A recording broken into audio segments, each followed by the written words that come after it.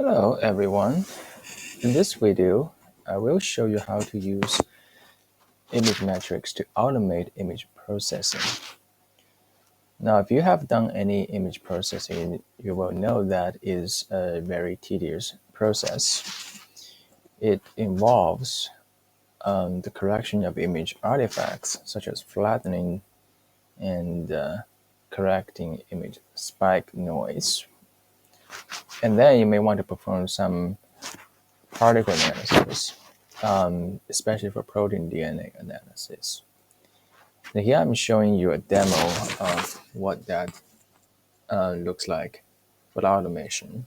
So you have multiple images open, and you see that the program is automatically fixing the image artifacts, flattening the image, and then performing particle analysis. And it's doing that for you for all the images that you have open. Okay, you see a progress bar here. So that's that. Now today I'm going to show you how to make this work, okay, in image metrics. Now here I have one image, actually two images open, okay, and then in this image you can see there is first and foremost a spiky noise here, and that overshadows everything else. And yeah, if I do auto scaling, you can see that better. Okay, so yeah, there's a spike in noise. So the first thing, okay, so the first thing we want to do is just basically do the normal stuff. Okay, so I wanted to show you the easier way to do the automation. So basically, you perform the image processing once yourself. Okay, so you have all the program will record all the individual steps that you perform, and it's under the miscellaneous tab. There's this action history. Okay, so if you click that, it will show you the steps that you have taken, including every clicks. Right. So you recorded your steps, and then you can turn that into a macro. Right. You can. So that's how it's been built. I mean, that's how it's built. Right. It's one method of building a sequence for the automation. In the image metrics, it's called a macro, right? And then you can further customize that sequence using the macro builder under the miscellaneous tab. Okay, so that's one way to do that, and the other way to do is to basically build a macro from scratch. So you can just simply open the macro builder and make a new macro, right, and add all these individual actions like step by step. Right, that's the other way to do that. And I'm going to show you. It's basically the easier way, and I'll mention the manual way along the way. So the first way would be easier. Okay, so first let's just manually perform the image processing, and then we'll turn that into an automation. Okay, so and you can use them repeatedly in the future, right? You just need to do it once. Okay, so here we have this image, and the first thing we want to do is to fix these spiky noise or line noise, right? So you click the filter button. You can do it here or do it on the modified tab. This is the we use a medium filter to correct that, and I already configured a profile for these. It's called remove thin lines, basically a medium filter with some preset parameters, and you can change that. For example, you want to fix a thick line, right? Instead of a thin line, you can change some of these parameters. You can use configure here. Okay. See, I'm just going to use this a built-in profile here. Just click remove thin line, and it will remove this spike noise for me. Here you go, it's gone. So the next thing I'm going to do is I am going to perform flattening procedure. Okay, so first I want to do a non-masked flattening. So let's uncheck the mask box. Yeah, we'll cover the whys of how to do image processing, right? So in another video, but in this video, I'm just focused on the automation part. So let's just go through this quickly. Okay, let's just do that. Let's go do X, 2. Okay, so X direction, second order of flattening, then click this, flatten the image. And after that, I'm going to do a mask flattening. Let's turn the mask back on. Let's turn the auto, let's click the auto mask. And okay, let's do one more time. Let's see. Let's try to increase the mask stress a little bit. All right, let's do a Y direction and the first order flattening. Now we'll know if my flattening works or not by just looking at the noise. If the noise is evenly distributed, the surface noise, that means our flattening procedure is working as intended. Okay. Otherwise, you may have to adjust the parameters. So for this image, I think the second order X and the first order Y works for our purpose. Okay, so and you see that there's some kind of shadow here, so maybe it can benefit from another X direction flattening. Yeah, let's try that. Maybe we can use a third order flattening. Yeah, let's continue to turn the mask on, and yeah, we can just increase the stress a little bit. Let's do a third degree flattening and see if that removes the little bit of shadows for you. If you can see this clearly, let me zoom in this for you. So if I zoom in here, you can see there's a bit of shadow here, so it's not flatten this completely. So let's do that. Let's click flatten. Now there you go, and then we get rid of those shadows, so this works a lot better. So yeah, so for this image, I think we can use a third degree in X. Maybe do it twice. Maybe an additional 1 degree in Y. So that I think would works the best. All right, now we have done this flattening procedure. We then need to filter our particles. And I already have configured that. It's under the mask filter. So, and I'm not going to explain why do I use these parameters. You can do this yourself. You can simply click the distribution diagram and figure out what is the threshold you want to use. And for S, right, in this image, it's just to filter the DNA, right? So you want DNA that has protein bound. So I configured the area, so the size of the feature that I want. So this is essentially above a certain threshold that will keep our DNA. Okay, and this one will keep our essentially the DNA has to have a certain height. Now it's at least 1 nanometer, which means it will have some proteins on the DNA. Okay, so we don't need free DNA, we don't need free protein. That's what the current setup is. So let me keep this setup. So that setup looks good. So all I need to do is to apply a filter, right? That's the final step. Let's apply the filter. Now we have three molecule, and that's exactly what we want. So you see it here that each of these molecule has a protein, at least one protein bound. So that's exactly what we need. Now we don't have this free DNA. We don't have the particles that touches the edges. So that looks exactly what we want, right? So, and then we perform particle analysis. So click analyze.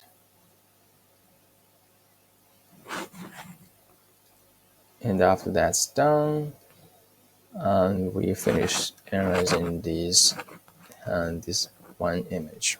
Okay. So yeah, let's see if the steps are recorded or not. Let's go to the miscellaneous tab. Let's click action history.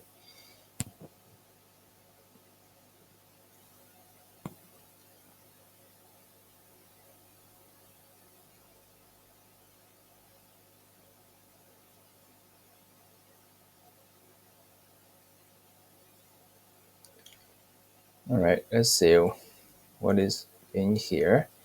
So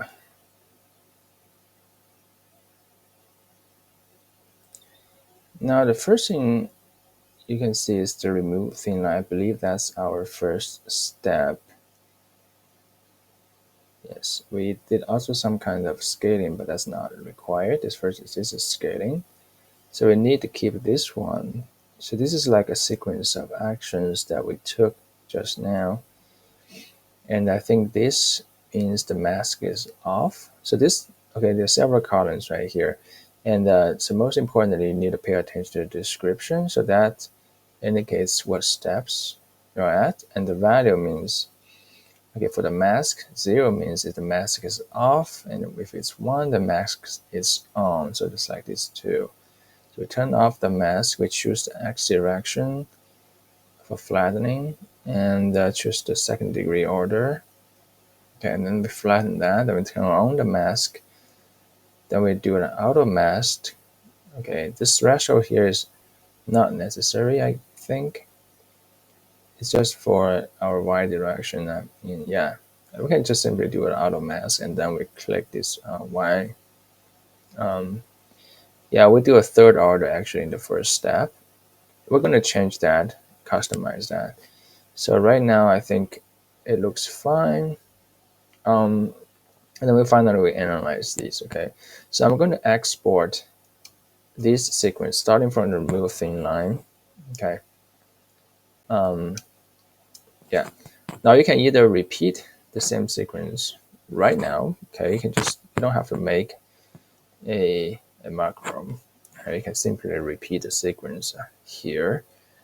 By simply click run, and the program will repeat out the sequence, the exact same sequence for you. That's the easy way, but then it won't last through sessions, right? So we want to keep that. So you want to save this sequence. Now to do that, you simply click export macro builder. Just click that.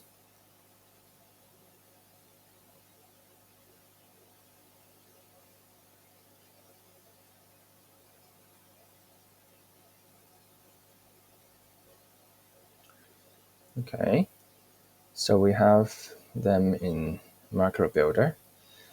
Now this is how we do this to build how we build a macro by first performing the manual steps first, right? Then we export it into the macro builder. Now, if you want to build a macro from the scratch, right, from empty one, for instance, I can click File, click New, right? It will bring me an empty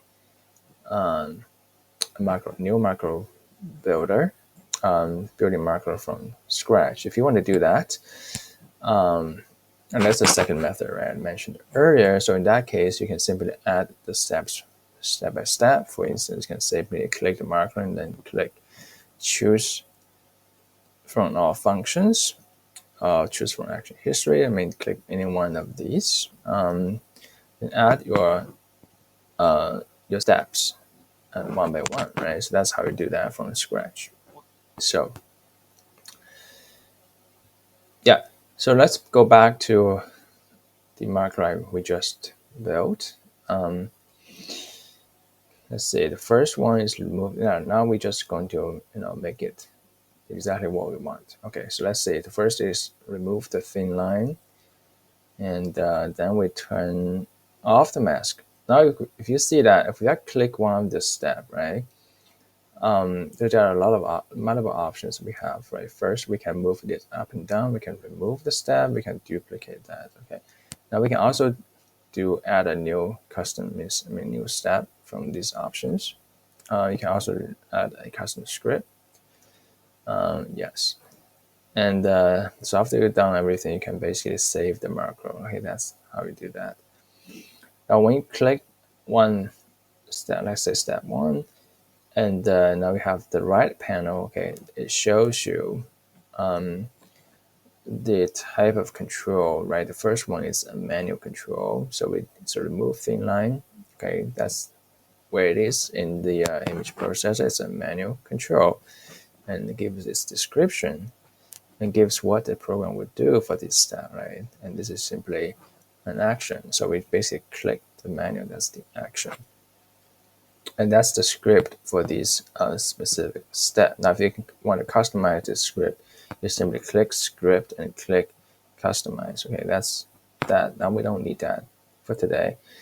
So now the first step is, okay, remove thin line. And the second step, now we have this mask. Okay, that's the button image processor because it's a toggle button. So you can toggle to turn it on and turn it off, right? If you click that, it's turned on. Now this the value turns to 1. Right? If you click that again, it turns to off. Right? The value goes back to 0. So for this step, we need the mask to be off. So that's what we want. So we turn off the mask. We do remember we do an unmasked flattening first. Okay, so let's set the flatten direction X. And this one, I think we need to use a third order that works better. And then we perform flatten, okay? And then we turn on the mask, okay? Then we click the auto mask, okay? We do that. Yes. Yeah, if you're unfamiliar with auto mask does, I will cover that in another video for you. And this right now we're going through the next step. Okay, so these two steps, like we already did auto mask, we don't need to manually turn on the mask slider. That's 2 steps that we don't want. We click remove, and then I think we just perform the same thing, I believe. Let's do that again. Usually we repeat the same flattening procedure, one with mask on and one with mask off, right? So I'm just doing the third degree X filtering, flattening, and again, okay. So these 2 steps, we don't need that, it's a slider, okay. So after the second flattening, and then we can basically do the auto mask again, I believe. Let's just click duplicate. Yes. Let's move it down after we've done the flattening. You probably don't need this step. Yeah, I think auto mask is only needed when the mask is off, because right now the mask is on. I don't think it's very needed. But just for safety, let's click auto mask again. And then we choose the Y direction in the first order. Okay. So we essentially flatten this image 3 times. Okay. So 2 third order X flattening. Okay, that's twice. One before the mask is on, one is after mask is on. One Y, first order Y direction. That's the final flattening procedure. And then we don't need to zoom. Okay, let's remove that. Okay, so here we have Okay, that's good. And this is the, okay, configure the filtering option. So we already did that, and we don't have to do that again here. So yeah, that's the one thing you need to remember. So the mask filtering option, so this guy right here, so that's how where you specify a parameter to basically filter your features, right? So this one you need to pre-configure that. You cannot configure that in the macro, so the macro won't do that for you. So that's a user, it's a manual interaction. So what I would advise you, so now before you use the macro you want, just remember and what the macro is applicable to. So, and you might want to update or configure this mask filter first, so that your macro will pick the features properly, right? Otherwise it won't. For instance, if I have a protein only image, I probably won't use this parameter. I will use a much smaller area filter than what I'm using right now, because right now I'm not picking any of the free proteins. So I cannot use the same macro for the protein only image. Right? If the image contains only proteins, I would want to configure the mask filter again. Yeah, I would adjust the area here.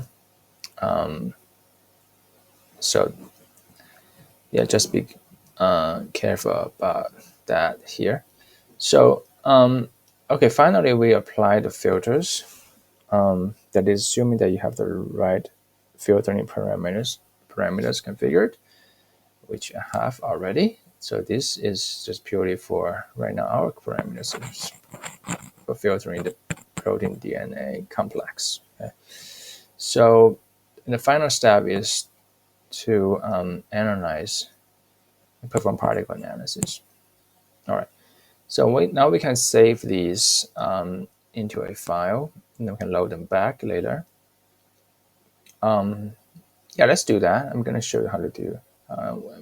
We can basically load the saved macro into the image processor, or you can, if you don't want to save, you can directly perform the batch analysis here, just by clicking do a step, right? One of these options, so it will go directly to just perform the automation for you. So, but right now, let's just save that.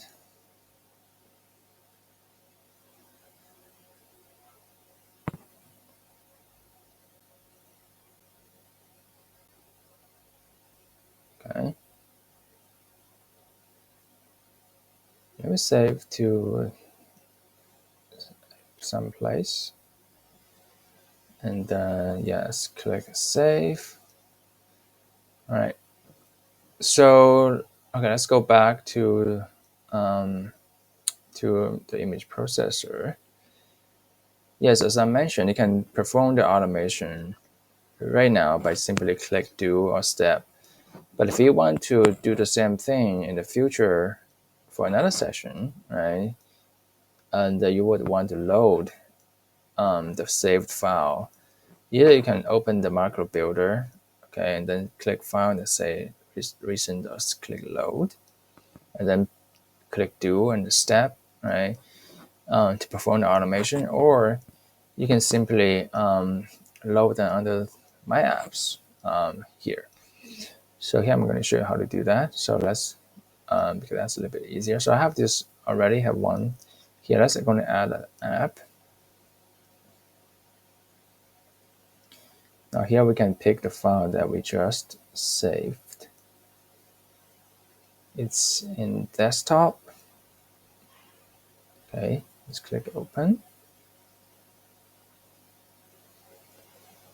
I'm okay with that. Now we have that. Okay, so right now I'm going to see. We're going to see if this works. So first, let's just remove the current analysis. Right now we have analyzed 3 particles, and this is how it looks good. And just a reference and see how it compares to this, right? Let's make a duplicate of this this channel.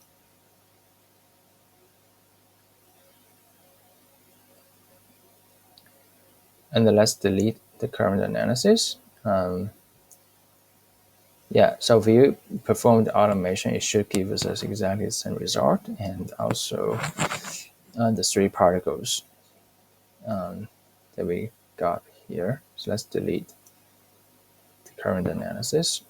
Okay, now let's start. I mean, you can also delete this channel if you want to completely sure about that. So we don't have to do that. I mean, yeah, just for demonstration purpose, let's just go ahead and delete this one. Delete current channel.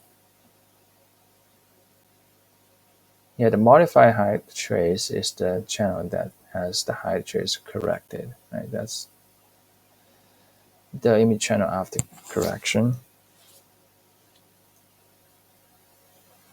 So we have that deleted. Okay. And yeah, the first image, let's see. Yeah, we have not done any analysis on this one, so there's no modified channel here. So okay, let's just, yeah, let's go ahead. Let's go to the miscellaneous tab. So we have 2 images. We're gonna batch processing these 2. So I click my apps and click untitled. And now I can select the images that I want to run my macro. Okay. So select all of them. And I select the height trace, or you can select another channel if you want. Let's do the height trace. Now it's running our macro. And you see there is a progress bar here, and there's overall a 32-step process.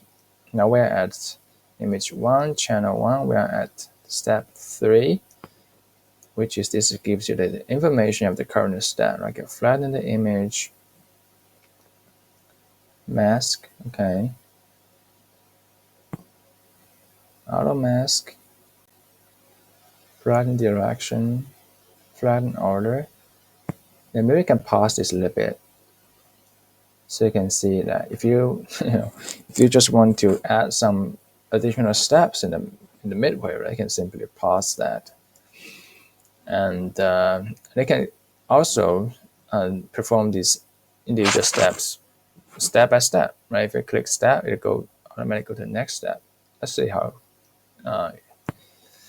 Let's see. Okay, right now we are at the step auto mask. If you click step, it will basically perform the auto mask for us. Now we are at the next step, which is flatten direction. Let's go step again. Now we're at the flatten order. And yeah, we change the direction to Y. So this should change to the first order. Let's see. There you go. And then the next step is flatten. Let's click that again. Now it flattens the image. Yeah. And of course, you can add some additional steps in between. So right now it's paused. For example, I can just do some additional stuff like manually. For example, I can say I mask this area. Yeah, so you can inject any manual steps when it's paused. Now, after you've done that, you can just click continue. Now, you don't have to do that. I'm just for demonstration purpose.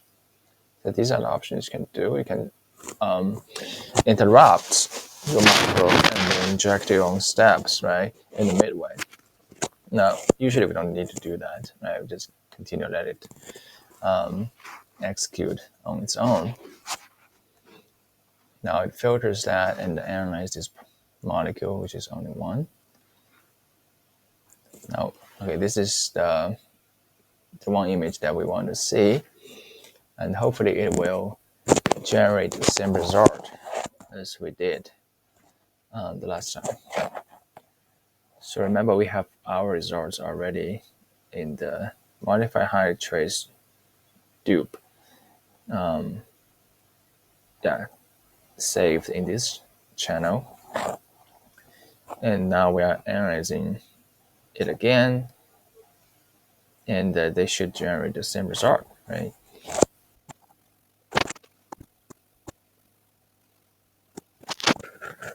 Now it's finished. Let's see the result. So we have 3 molecules exactly the same result as we did last time for the particle analysis. And let's see the image correction. So right now we have these. Let's go back to our saved image channel and see if the correction result is the same or not. Okay, let's turn on the auto scale.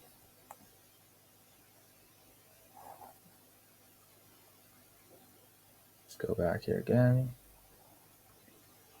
Turn on auto scale.